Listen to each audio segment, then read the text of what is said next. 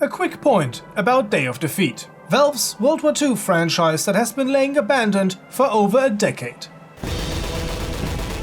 Almost everyone I know has very fond memories of this game. The glorious old mod days, the retail release, and then of course the lovingly crafted engine update with Day of Defeat Source. A difference like night and day.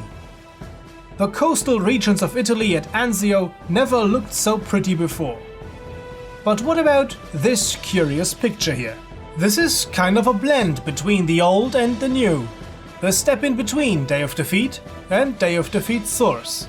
Let us have a look at this intermediate version of Day of Defeat and Day of Defeat Source and what happened to it. Let us talk about that time Valve cancelled the first Day of Defeat Source. Day of Defeat, as so many other games at the time, started as a Half-Life modding project, and over the course of several betas, the mod gathered a sizable fanbase and turned into a formidable World War II shooter. Just like Counter-Strike, it was picked up by Valve, who turned it into an official standalone game. Prominent level designers like Chris Alty, known for maps like The Inferno and Aztec, joined the development team. At the time, the level design improved significantly, yet it could not compete with other games Valve was working on behind the scenes. Namely, Half-Life 2 on the all-new Source engine. Back in November of 2003, Day of Defeat was available on Steam for the first time. Before that, it was available as a retail copy published by Activision. Around that time, gaming news sites and DoD community pages started reporting on a new game Valve was working on, Day of Defeat Source, which was scheduled to be released shortly after Half-Life 2. Buyers of the Half-Life 2 Gold and Silver Steam package were promised a copy of it for free. But they had to wait quite a bit, as it all came to be rather different than planned.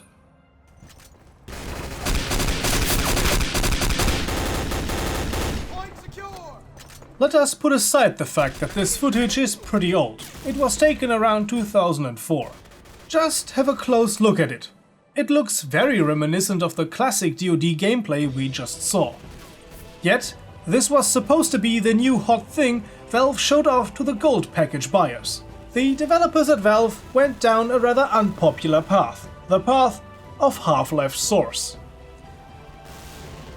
Take the old classic Day of Defeat as it is, throw out any extra content that would be too much work, and just port it over to the Source engine, like they did with Half-Life Source.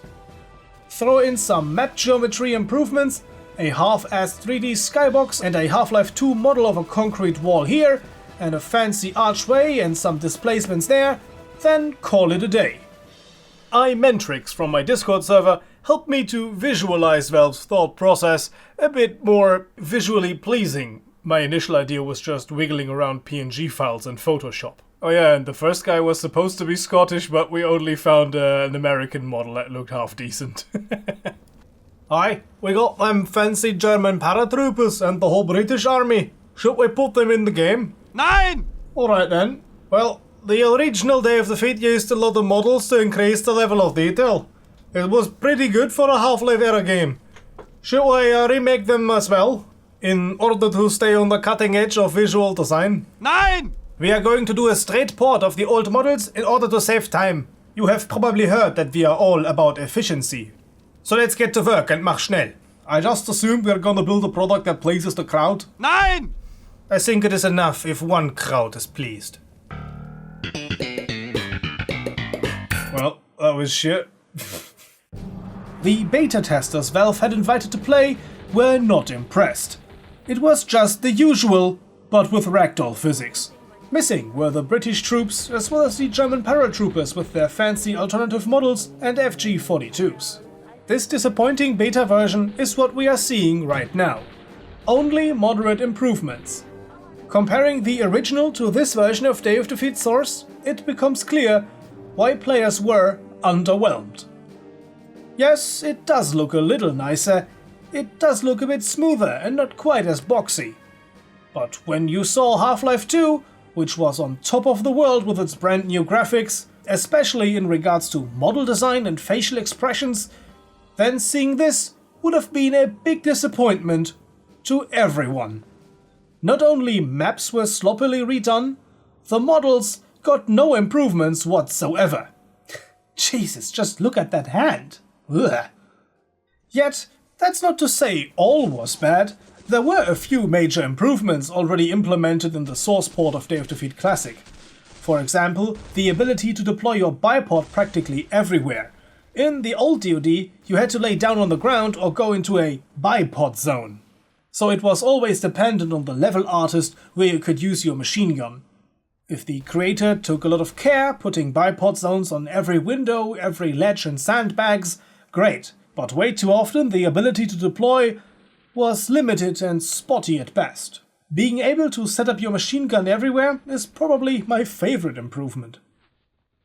One of the things people liked the most back then were the physics, and to be honest, Day of Defeat Source is often rather humorous because of the totally bonkers ragdoll physics. That was the case in 2004 and still is today. It's so over the top, it's just fun.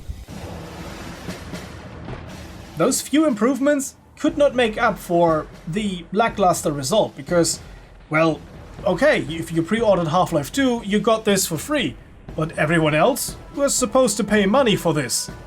Something that's basically just the same as the game before, plus ragdolls. Okay, slightly better lighting and water reflections. Still, people back then didn't think it was good enough, and frankly, I agree with them.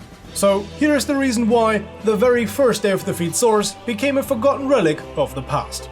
Because Valve listened, unlike so many companies nowadays. They cancelled this half-assed approach and went back to the drawing board. Asked in an interview about the fallout of the beta, the community response and the following changes, John Morello said, "The community had the largest hand in bringing about the new changes to Day of Defeat Source. We had a plan to release it quickly with minimal changes. And when we showed people the progress, they let us know that they were expecting more. So we went back to the whiteboards and hacked DoD to pieces. In the process, the team quadrupled in size. No piece of the game went untouched." Certainly true. Sadly, that also meant a lot of the old features, classes and weapons were gone too. They fell down the sides of the chopping block when they hacked Day of Defeat into pieces. After they put it all back together, we got a visually overhauled game that put Day of Defeat into one graphical league with the other top-notch games of the time. This came at the price of leaving the game rather bare bones at launch, coming with only one game mode and 4 maps. The fact that this Day of Defeat had to be put together in just a few months really shows. PEXG published this old screenshot we saw in the very beginning in late 2004, along with another screenshot showing the scene in the Hammer editor. When we take a close look, we see that the geometry is a straight copy from the classic Day of Defeat map. A short time later, in February of 2005, IGN published these photographs of Day of Defeat Source in a preview story and a second report about the beta test. In July of the same year, 2005, IGN released this picture, seeing how massively Day of Defeat changed in just a few short months. Over this short stretch of time, Valve had redesigned Day of Defeat from the ground up. Many features that were discussed for the first version of Day of Defeat Source were dropped and never pursued further. New features and classes, things that didn't make it into the original Day of Defeat, were proposed for Day of Defeat Source. Sadly, that was never realized, but that's a story for another video. Over the course of several years, Day of Defeat Source got new maps, some even reintroducing old game modes in altered forms. I used to love DoD Jagd in the old game, but I must admit, the Source remake proved to be incredibly fun as well, if not even more fun than the original. The Gold and Silver pre-order customers ultimately got what they were promised, an overhauled Day of Defeat that grew into an awesome game, with lots of amazing custom content and featuring an active community to this very day. I'm curious, what do you think? I am certain you approve of the graphical overhauls, but would you have liked to get all the old weapons back? A bayonet for the K98, the M1 carbine as a proper main weapon? Tell us your thoughts in the comment section down below. Oh, and before you comment, oh, it isn't really a cancelled Day of Defeat Source, it was just a beta, they developed it further. Yes, that's one way to see it. In my opinion, this first Day of Defeat Source was a very different game. When you compare Day of Defeat Source to the original, there are substantial differences, making them distinctly different games. And Day of Defeat Source, in its first iteration, was merely the original Day of Defeat on a different engine. If you would like to know more about the cut content of Day of Defeat, I would recommend our Day of Defeat playlist to you. Also a special thanks to iMantrix for creating the nice Source Filmmaker animation for us. He regularly shares his creations on the ESCalation Discord server, so I would like to encourage you to check them out. Another big thank you to the You Are Dead for contributing a lot of research. We've been sitting on this video for almost 2 years now, and we finally managed to finish it. Thanks for all the help. I really hope you enjoyed this look into the cancelled first version of Day of Defeat Source. If you did, why not subscribe for future content and maybe even consider supporting us on Patreon, as our supporters got to see this video first. To those supporters, and everyone else, thanks for watching. So, see you guys next time. Until then, have a nice day, and as always, goodbye and guten Tag.